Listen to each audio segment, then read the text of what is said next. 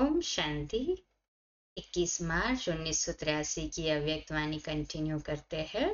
तो बाबा कहते, सदैव ये स्मृति में रखो कि आगे बढ़ाने में आगे बढ़ता समाया हुआ है। जब से बाप दादा ने माताओं के ऊपर नजर डाली, तब से दुनिया वालों ने भी लेडीज फर्स्ट का नारा जरूर लगाया। नारा तो लगाते हैं ना। भारत माता की राजनीति में भी देखो, सभी पुरुष भी नारी के लिए महिमा तो गाते हैं ना। ऐसे तो पांडव भी किसी हिसाब से नारियां ही है। आत्मा नारी है और परमात्मा पुरुष है, तो क्या हुआ? आत्मा कहती है, इसे कहते हैं ना, आत्मा कहता है ऐसे नहीं कहा जाता।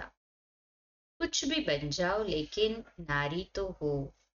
परमात्मा के आगे तो आत्मा नारी है, आशिक नहीं हो। सर्व संबंध एक बाप से निभाने वाले हो, वह तो वायदा है ना। ये तो बाप दादा बच्चों से रूह रिहान कर रहे हैं। सभी सिकलदे बच्चे सदा एक बाप दूसरा न कोई, इसी अनुभव में सदा रहने वाले हैं।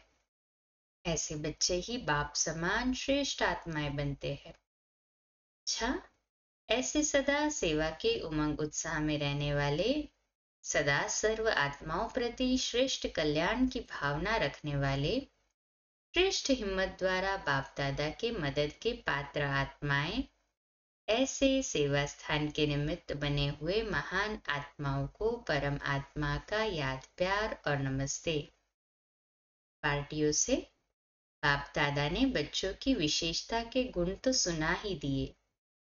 जो बाप दादा के समान सेवाधारी है, उन बच्चों को बाप दादा सदा कहाँ रखते हैं? नैनों में। नयन सारे शरीर में सूक्ष्म है, और नैनों में भी जो नूर है वह कितना सूक्ष्म है। हिंदी है ना? है हाजी बाबा। तो बाप के नैनों में समाने वाले अर्थात अति सूक्ष्म, अति न्यारे और बाप के प्यारे, ऐसे ही अनुभव करते हो। बहुत अच्छा चांस रामानुसार मिला है। क्यों अच्छा कहते हैं? क्योंकि जितना बिजी रहेंगे उतना ही मायाजीत हो जाएंगे। बिजी रहने का अच्छा साधन मिला है ना। सेवा बिजी रहने का साधन है। चाहे किसी भी समय माया का विघ्न आया हुआ है, लेकिन जब सेवा वाले सामने आएंगे तो अपने को ठीक करके उनकी सेवा करेंगे। क्या भी होगा, तैयार होकर के ही मुरली सुनाएंगे ना, और सुनाते सुनाते स्वयं को भी सुना लेंगे।